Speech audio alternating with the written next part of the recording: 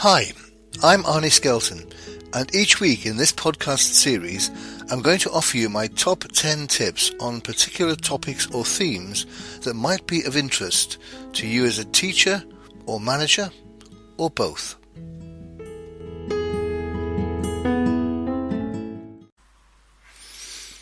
Hi, and welcome to this week's podcast, which is following on from last week's podcast. That was all about beating myself up, ways in which we tend to beat ourselves up and what we can do about it. And I promised in last week's podcast that I would offer this week my top 10 program interrupts. So that's what this one's called, top 10 program interrupts. And the idea here is that if you can train yourself to put in a phrase whilst just struggling that takes you away from struggling into something else.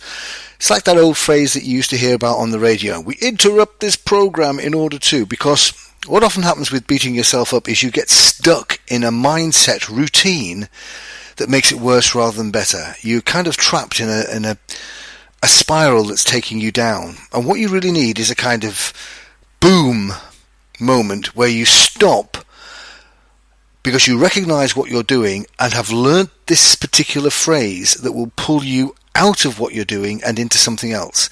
So it's pretty transformative if it works, because it will just stop you in your tracks and make you think of something else.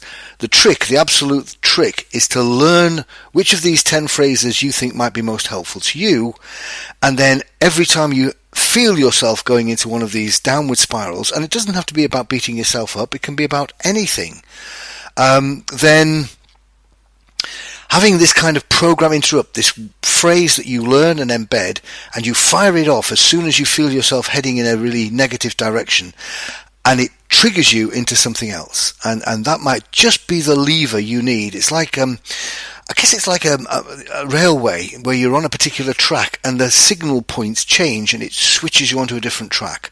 So here are my top 10 program interrupts. I'll give you the phrase first and then perhaps explain a little bit behind each one. Okay, they're not in any particular order. They're just 10 useful program interrupts that I use regularly to help me pull out of a negative spiral. Okay, so tip number 1, enough already. Just say to myself, enough already. That's enough. Stop it. You're just going further and further into a difficulty that is doing you no good. So enough already, meaning, just stop. Enough already. Enough already. So I'm really telling myself just, that's enough already. You've done enough. Shut up. Go somewhere else. Think about something else. So tip number 1, the phrase is, enough already. Tip number 2, think consequences. That's the phrase. So again, you're in this downward spiral and you say to yourself, whoa, think consequences. Because where you are now is not doing you any good for now and possibly for the future. So sometimes when we're in a negative space, in a negative mind spot, all we're thinking about is the here and now. So this is to encourage you to think about the future, what's coming up. So how really significant is this that you're doing? And how helpful is the way you're processing it? Is this going to help later on tonight or tomorrow? So the second phrase, the second tip is think consequence. The third one is STG LTG. STG LTP. Sorry, my fault. STG LTP. Short-term gain, long-term pain. Sometimes just wallowing and feeling bad about yourself and thinking you're no good and not being able to manage well is a bit of a short-term gain for feeling that you're wallowing. And what you often do when you wallow is kind of avoid responsibility. It's me, it's my life, it's my genes, it's my personality. You're not taking any ownership. So short-term gain is not having to do anything about it. Just feel bad, feel sad for yourself, feel sorry for yourself. And the long-term pain of that is you're not doing anything to pull yourself out of it. So the phrase short-term gain, long-term pain means stop indulging yourself in feeling so miserable and do something about it for the longer term. Short-term gain, feeling bad. Long-term pain, nothing improves. So that's the third phrase. Short-term gain, long-term pain. The fourth phrase is stop and step. Stop and step. Easy to remember, quite alliterative. Stop and step. And it really means stop now and step back. Stop now. Stop this instant. Whatever you're doing, stop now. Step away from it and consider what your options really are. Is this good enough? Is this helpful? Is this doing you any good?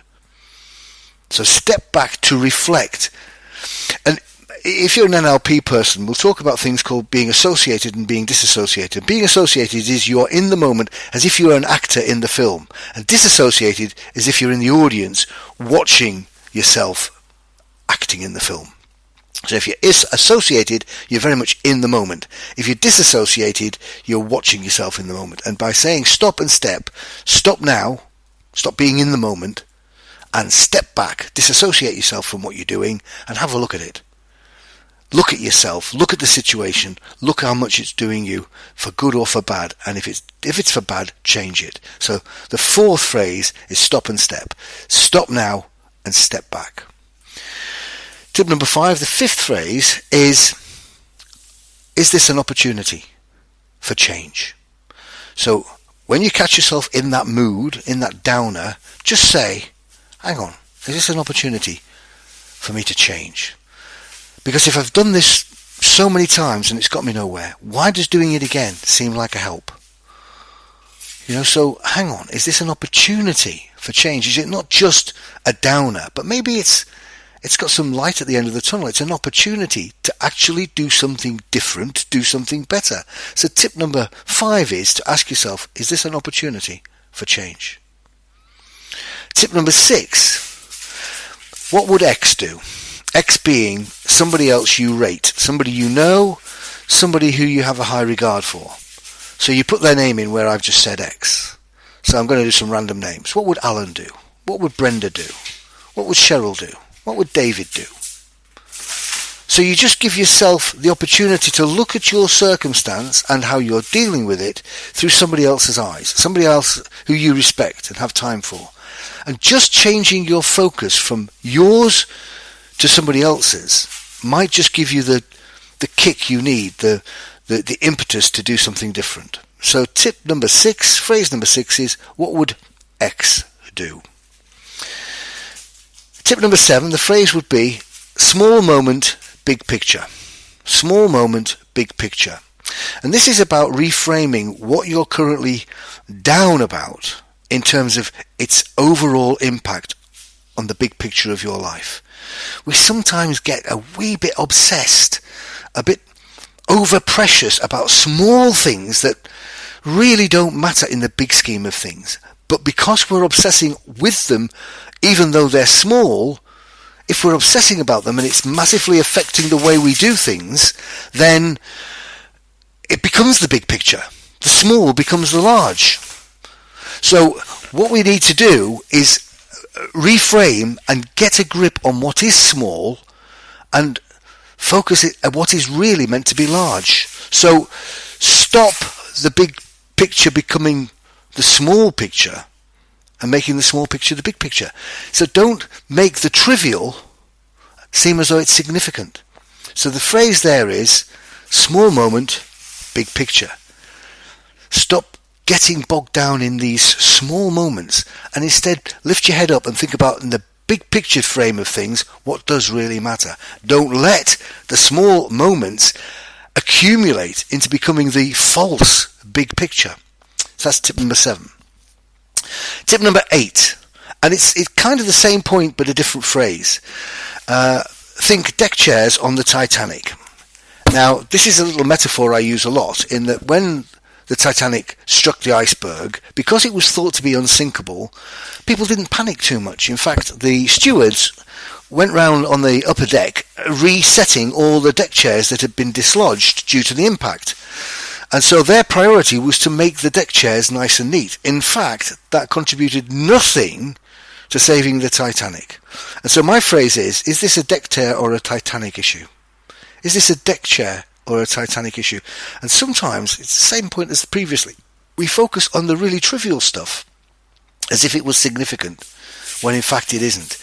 And by focusing too much on the non-significant stuff, the insignificant, we miss the big picture altogether. So phrase number 8, is this a deck chairs on the Titanic issue? Tip number 9, phrase number 9 is forward or back. If you've given yourself a good talking to about previous moments where you've been stuck and in a negative spiral, and you've decided that shouldn't be the case next time, and you've got a game plan for moving forward, for doing something better or different, then the next time you actually get stuck in that same old downward spiral, just say to yourself, okay, forward or back. Give yourself that absolute choice. Am I going to move forward and do something different as I've considered when I've been in a calmer mood, or am I going to do same old me, and that's just back to how things have always been? So make a decision through this phrase. Am I going forward or back? Here I am in another negative moment. I'm beating myself up again. This is a moment where I decide to go forward and do something different and better and new, or am I stuck going back to old ways?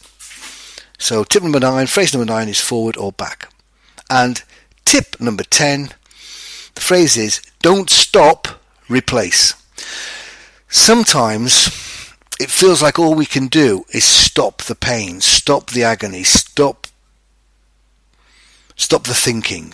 Just stop the world, I want to get off. What we often refer to as just diving under the duvet. Well, don't do that. It's not natural to just stop.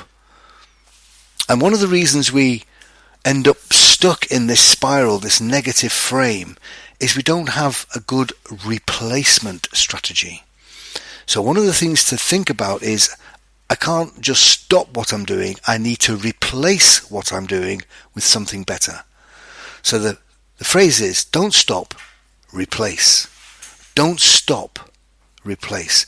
Replacing what you're doing with something better is a much more constructive way of thinking about it. So that's the 10th and final idea. Don't stop, replace.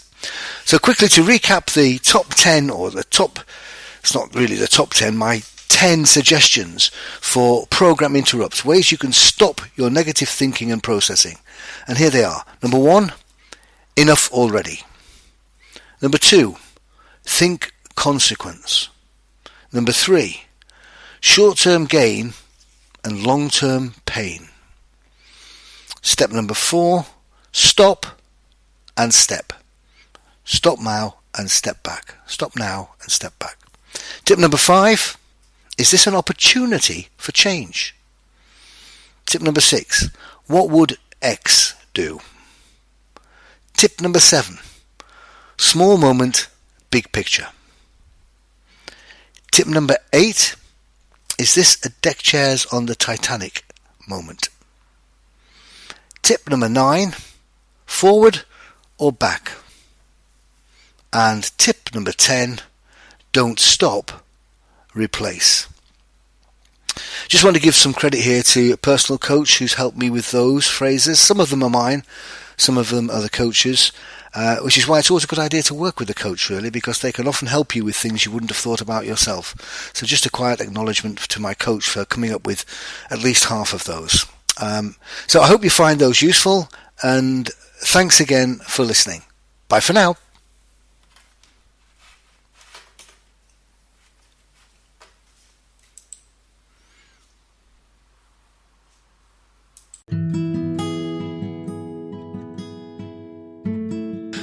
Thank you for listening.